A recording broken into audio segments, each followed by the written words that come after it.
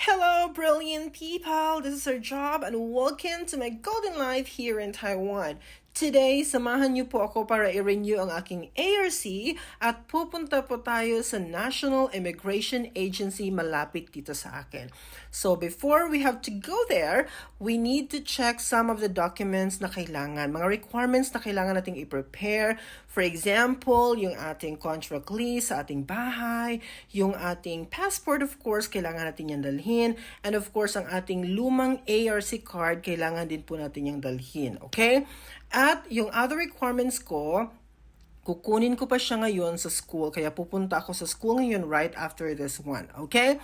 So, ayan. Yung passport ko is nakalagay sa small bag na ito. Kaya chinek ko din siya.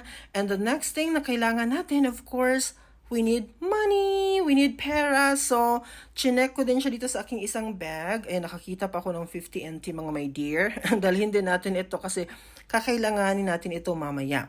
Ayan, so, yung aking wallet here na lumang-luma na matagal yan sa akin. So, dadalhin ko rin siya kasi we need also pera para pambili ng food and other kailangan. Dahil may babayaran tayo dito mga my dear, by the way, we need to pay 1,000 NT, okay, para ma-renew po ang ating ARC. Ayan.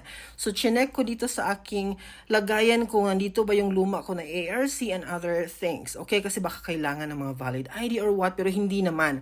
Yung lumang ARC lang talaga ang very important at saka yung passport mo na pinakita ko kanina. Yan ang mga kailangan. And, yung iba pang needs, for example, yung work permit at saka yung aking employment certificate at nandun sa school, kukunin ko siya. So, eto din ay kailangan, you need to have your photo with you dahil ilalagay yan sa iyong card after nilang ma-print. So, yun. So, kaya chinek ko din. Lumang photo na ito, pero tinanggap pa rin naman siya, mga my dear. Kaya pwede nyo rin gamitin yung mga luma ninyong mga pictures. Kasi, pwede talaga siya at tinanggap successfully kung nagawa yung aking transaction yesterday. Ayan. So, eto na. Nilagay ko na yung other mga gamit sa bag ko.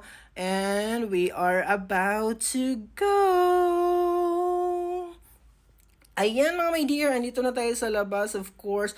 Nakikita nyo to palagi, nadadaanan ko talaga ito kapag pumupunta ako ng school. Ayan, sino ka dyan dear? Fresh na fresh, naka-sunscreen talaga tayo mga my dear to protect our skin kasi super init po dito sa Taiwan ngayon. And finally, I got my requirements. Nakuha ko na yung employment certificate ko sa school and of course yung work permit ko na gagamitin and binigay na rin sa akin yung contract ko this school year. Ayan mga my dear, dala-dala ko ngayon yung mga requirements ko na gagamitin ko to renew my ARC. Ayan. So waiting tayo para mag-green ang light kasi patawid ako nito mga my dear. Okay, pause for a moment. Ayan. So ngayon, andito na ako sa mismong station talaga.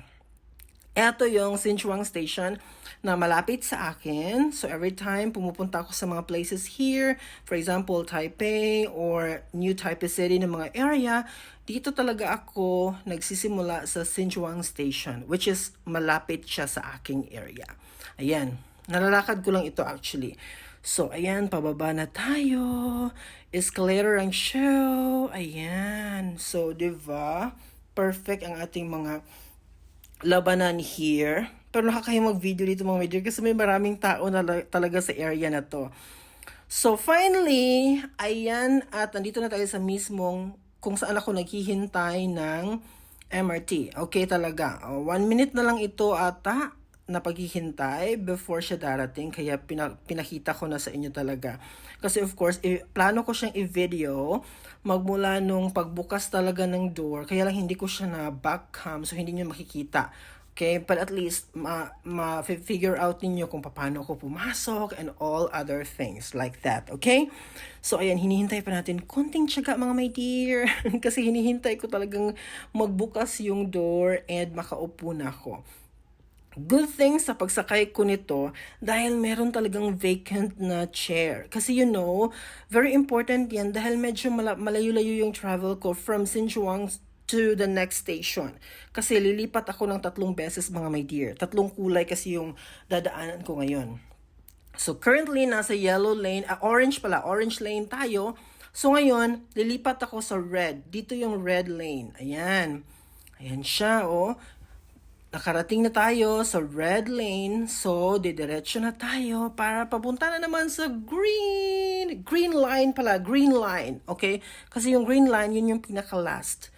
Ayan, and finally, narating na rin natin ang station. Ayan, pinakita ko lang sa inyo para ma-remember ko din ito kasi minsan ko na nakalimutan ito eh. Sinerch ko ulit, saan ba yung station kung saan ako pupunta? Ito kasi yung pinakamalapit sa pupuntahan natin doon sa National Immigration Agency talaga. O, ayan. Lakas maka-nature garden vibes, no? Yung mga puno, ganyan. Magandang area ito dito. Once a year ko lang kasi itong napupuntahan mga my dear, kaya medyo nakakalimutan ko talaga siya. Nakakarating lang ako dito kapag nagre-renew ako ng aking ARC. So ayan, lakad-lakad ng konti, may school, palatandaan ko yan, na nakarating ako sa tamang area. And there you go! Ayan. So, super lapit na talaga tayo sa immigration agency ngayon. Ayan oh, pinapakita ko sa inyo mismo yung area. By the way, ito yung nandito sa north. Taipei or New Taipei? I'm not sure. Okay? But dito kami. Oh, ayan. So, ay, sino ka dyan, dear? Parang, signing ba ito of contract ng ABS-CBN or GMA Network? It's all up to you na lang. By the way, mga my dear, kailangan mong ma-accomplish ang form na ito kasi gagamitin mo talaga ito para ma-renew yung inyong ARC. So ngayon, sinusulat ko yung aking address. Ayan. And other mga information na kailangan. Very basic lang naman mga my dear. Lahat ng information is nasa document mo talaga. You just have to copy and ilagay mo dyan sa form na yan. And ayan, review ko siya mga my dear kasi very important. Like kung ano yung mga nilagay natin. Tama talaga siya. Okay, para hindi tayo mahirapan. O, pirma, pak, winner. Sino ka dyan? Tapos ang show. And eto yung talagang immigration office. Ito talaga yung area na ito para sa mga foreigners. Hindi lamang sa mga Filipino, but everyone na hindi taga Taiwan, dito talaga. And finally, sa oras na ito mga my dear, mga 4 p.m. na ito, nakalabas rin ako sa mismong office at successfully we filed our new ARC for the school year. Thank you, Lord. Bye-bye, everyone!